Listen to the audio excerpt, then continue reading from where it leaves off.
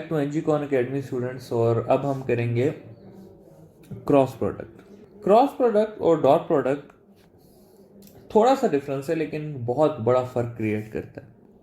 Cross product क्या है कि when two vectors are multiplied and their product is also a vector.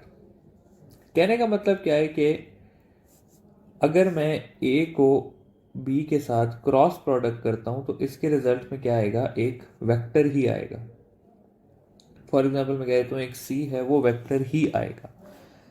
ठीक है। अब अगर मैं कहूं कि मेरे पास दो वेक्टर्स हैं, ये है मेरे पास ए वेक्टर, ये है बी वेक्टर, और ये है मेरे पास थीटा, और मैं करना चाहता हूं ए क्रॉस बी। ठीक है। तो ए क्रॉस बी को करने के लिए मुझे क्या करना पड़ेगा, ए क्रॉस बी का आंसर आएगा मेरे पास ए बी साइन थीटा और साथ एन। ये एन जो है ये बहुत ज़रूरी है, क्योंकि अगर मैं सिर्फ ए बी साइन थीटा लिख देता हूं तो ये मैग्नीट्यूड है सिर्फ, और ये डायरेक्शन है, और ये दोनों मिलके फिर क्या बना रहे हैं, वेक्टर बना रहे हैं। तो इसलिए ये एन लिखना बहुत ज़रूरी है।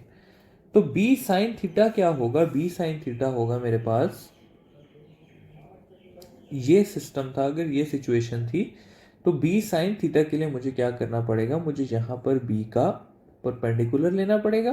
तो ये होगा मेरे पास क्या, बी साइन थीटा, ये हो जाएगा बी और ये हो जाएगा ए।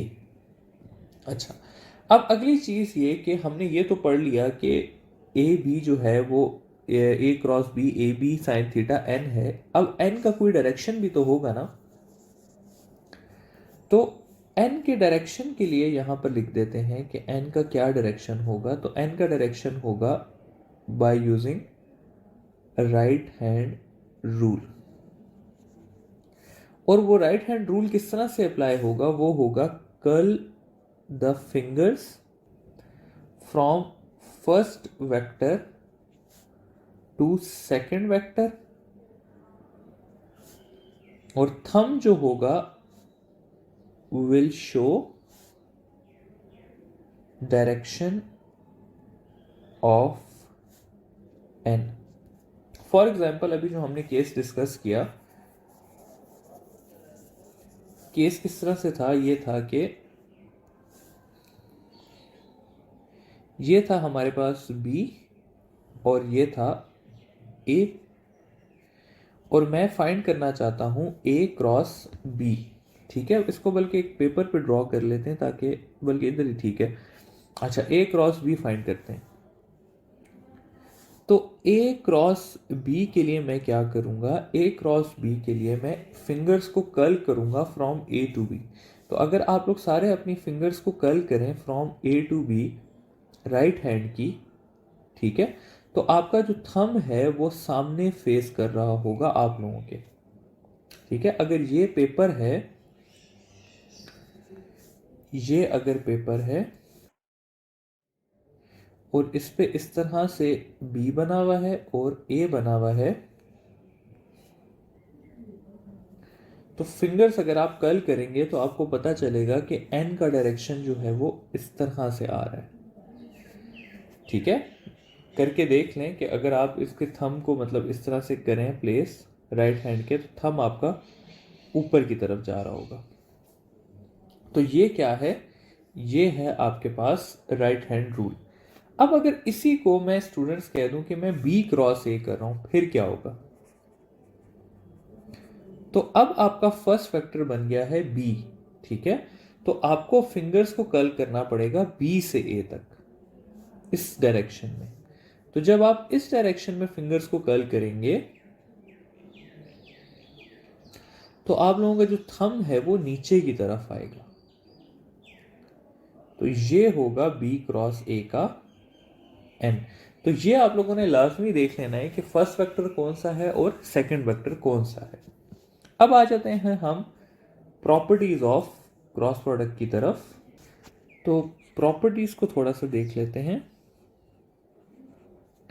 प्रॉपर्टीज वही वाली हैं सारी जिसमें सबसे पहली आ जाती है हमारे पास कम्यूटेटिव प्रॉपर्टी। हमने ये देखना है कि ये कम्यूटेटिव प्रॉपर्टी को ओबे करता है क्रॉस प्रोडक्ट या नहीं करता। तो क्रॉस प्रोडक्ट के बारे में कहा जाता है कि ये एंटी कम्यूटेटिव प्रॉपर्टी को ओबे करता है। यानी कि क्या मतलब है, A cross B is equal to minus B cross A and A cross B is not equal to B cross A. या इसकी एक आखिरी स्टेटमेंट भी है कि magnitude of A cross B is equal to magnitude of B cross ए।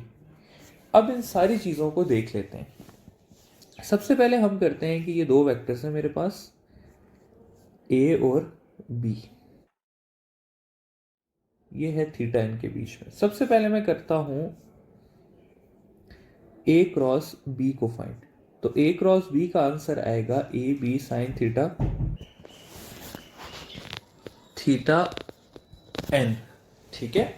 और इसके N का डायरेक्शन होगा ऊपर की तरफ, ये होगा इसका एन।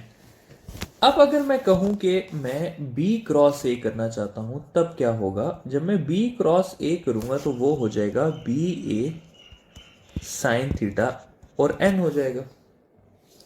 अब अगर मैं बी ए को करूं तो इसका नॉर्मल वेक्टर किस तरफ होगा, तो अगर मैं b से a की तरफ आऊंगा तो नॉर्मल वेक्टर होगा इसका नीचे की तरफ। तो अगर अब आप स्टूडेंट्स देखें तो एक वेक्टर इस तरह से ऊपर की तरफ गया हुआ है, एक वेक्टर इस तरह से नीचे की तरफ गया हुआ है। जबकि अगर मैं मैग्नीट्यूड की बात करूं तो वो इक्वल है। इसका आंसर आप फाइंड करें तो भी वही आएगा, इसका आंसर आप फाइंड करें तो भी वही आएगा। तो ये आखिरी स्टेटमेंट ठीक है कि मैग्नीट्यूड वाइज ये दोनों क्या हैं, इक्वल हैं। असल में ये दोनों इक्वल नहीं है। और क्यों इक्वल नहीं है, क्योंकि ये दोनों क्या है, एक दूसरे के ऑपोजिट है। एक वेक्टर ऊपर गया हुआ है, दूसरा वेक्टर नीचे आया हुआ है। तो ये तीन चीजें आपको पता होनी चाहिए कि जो क्रॉस प्रोडक्ट है वो एंटी कम्यूटेटिव प्रॉपर्टी को फॉलो करता है, ठीक है। तो ये है आप लोगों के पास क्या, क्रॉस प्रोडक्ट की पहली प्रॉपर्टी कि वो एंटी कम्यूटेटिव है। दूसरी पे जाते हैं जो कि है सेल्फ वेक्टर प्रोडक्ट की प्रॉपर्टी। तो अगर मैं सेल्फ वेक्टर की बात करूं तो इसका आंसर आएगा आप लोगों के पास नल वेक्टर, ठीक है। जीरो नहीं आएगा, नल वेक्टर आएगा। अच्छा, ये बात बड़ी इंपॉर्टेंट है। कैसे नल वेक्टर आएगा, ये देखिए, मैं कहता हूं कि ये मेरे पास एक ए वेक्टर है, ये है आपके पास ए वेक्टर, और मैं इसको ऐसे ही एक और ए वेक्टर के साथ क्रॉस मल्टीप्लाई करता हूं। तो मैं ए क्रॉस ए कर लेता हूं तो मेरे पास आ जाएगा A cross A is equal to A sine theta N आ जाएगा। ए और ए के बीच में एंगल कितना है, ए और ए के बीच में एंगल है 0 डिग्री, तो ये हो जाएगा साइन 0 और एन। साइन 0 होता है 0, तो ये हो जाएगा 0 और एन, यानी कि 0 ऐसा कि जिसके पास डायरेक्शन हो उसको हम क्या कहते हैं, नल वेक्टर कहते हैं, ठीक है। तो सेकंड प्रॉपर्टी हमारी होगी सेल्फ वेक्टर की। तो हमें पता चल गया कि अगर मैं सेल्फ वेक्टर ए की वेक्टर को उसके साथ क्रॉस मल्टीप्लाई करूंगा तो आंसर कितना आएगा, नल वेक्टर आएगा। अगली चीज पे जाते हैं। तो अगली चीज जो है वो है हमारे पास cross product of unit vectors. तो यूनिट वेक्टर्स को अगर मैं क्रॉस प्रोडक्ट करूं तो इस तरह से होता है कि I dot I J cross I J cross J K cross के का आंसर आता है नल वेक्टर, ठीक है। क्यों आता है, क्योंकि ये सेल्फ प्रोडक्ट है, और अभी हमने पढ़ा है कि सेल्फ प्रोडक्ट का आंसर कितना आता है, 0, या नल वेक्टर आता है, 0 नहीं कह सकते, सॉरी। अच्छा, अब अगली चीज आती है कि आई क्रॉस जे या जे क्रॉस के या के क्रॉस आई, इनके आंसर्स कैसे आते हैं, ठीक है। ये चीज हमने फाइंड करनी है। तो इस चीज को फाइंड करने के लिए सबसे पहले मैं एक छोटा सा कॉन्सेप्ट समझा देता हूं। कंसिडर ये करते हैं कि ये है हमारे पास एक पेज, ऐसे करके है हमारे पास ये पेज है, ठीक है। इस पेज पे इस तरह से है हमारा ये आई वेक्टर और ये है हमारा जे वेक्टर, ये है जे वेक्टर। मैं कहता हूं कि मैं करता हूं आई क्रॉस जे। तो जब मैं आई क्रॉस जे करूंगा तो इसका आंसर क्या आएगा, 1 into one sine theta N. तो 1 इंटू 1 हो जाएगा 1, साइन कितना है इन दोनों के बीच में 90, साइन 90 होता है 1, तो यह आ जाएगा 1 और n। अब मैं n का जरा डायरेक्शन फाइंड करता हूं। मैं कहता हूं कि मैं i क्रॉस j है तो मैं i से जाता हूं j की तरफ। तो जब मैं i से j की तरफ जाऊंगा तो स्टूडेंट्स आप लोग देखेंगे कि n का डायरेक्शन आ रहा है आउट ऑफ द पेपर, और आउट ऑफ द पेपर क्या होता है, k होता है। तो 1k क्या बन जाएगा, सिंपली k बन जाएगा। तो i डॉट j का क्या आंसर हुआ, k हुआ। अब मैं इसी को कहता हूं कि मैं i डॉट j की जगह j डॉट i करना चाहता हूं, j क्रॉस i करना चाहता हूं, सॉरी। तब क्या होगा, अब मुझे j से i की तरफ लेके आना पड़ेगा, ठीक है। तो जब मैं j से i की तरफ लाऊंगा तो आप लोग देखेंगे कि ये जो है ये आउट ऑफ द पेपर जा रहा होगा इस तरह करके, ठीक है। तो out of the into the paper जा रहा होगा, तो इनटू द पेपर क्या होता है, माइनस के होता है।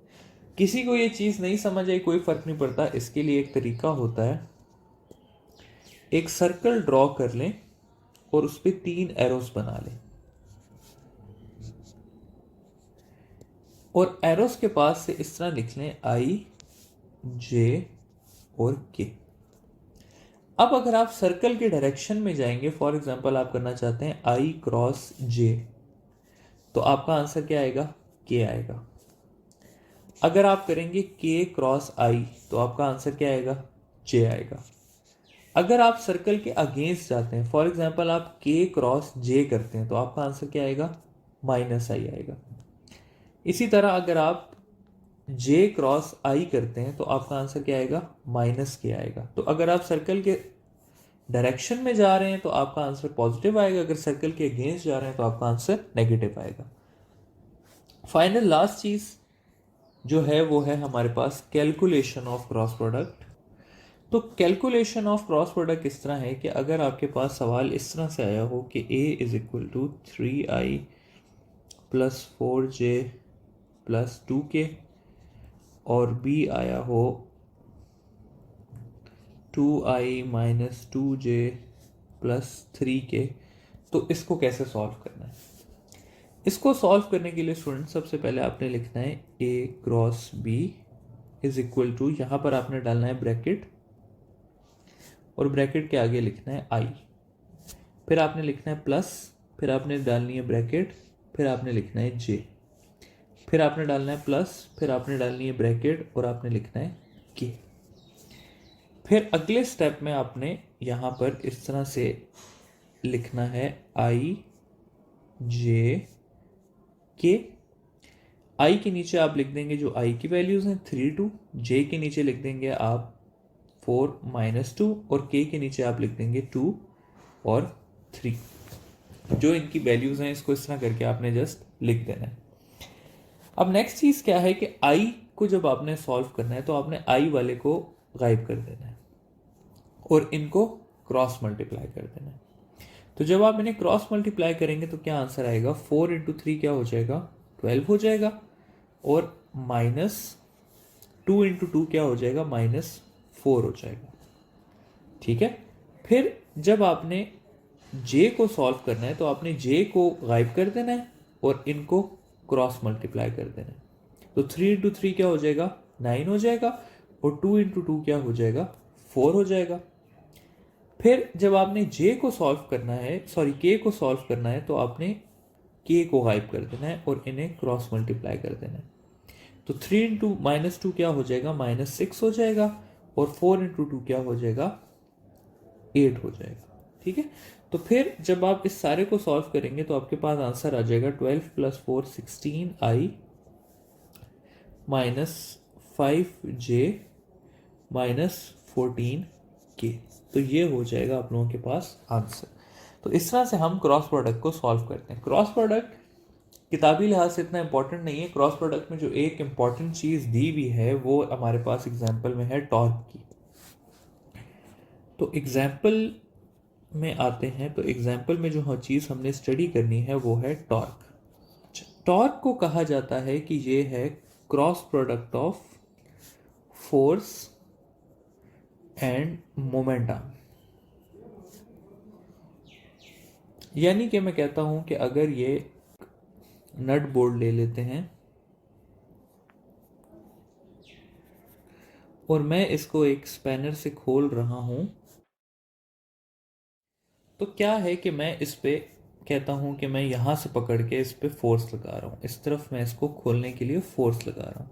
तो ये हो गई फोर्स।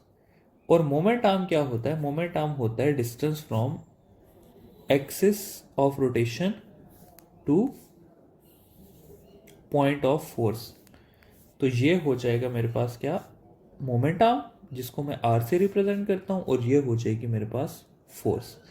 और टॉर्क को अगर मैं लिखूं तो टॉर्क को लिखा जाएगा कि torque is equal to force cross moment arm. या इसको मैं लिख सकता हूं FR sin थीटा n। ठीक है, तो ये है फोर्स और मोमेंट आर्म। टॉर्क को डिटेल से हम चैप्टर 5 में भी डिस्कस कर लेंगे। और अगर मैं टॉर्क को इस तरह लिखना चाहूँ कि R क्रॉस F, तो ये हो जाएगा RF sin थीटा और n। तो ये है एक एग्जाम्पल क्रॉस प्रोडक्ट की और क्रॉस प्रोडक्ट सारा का सारा। नेक्स्ट चीज फाइनली एक टॉपिक हमारे पास रह गया इक्विलिब्रियम का, तो अब वो डिस्कस कर लेते हैं।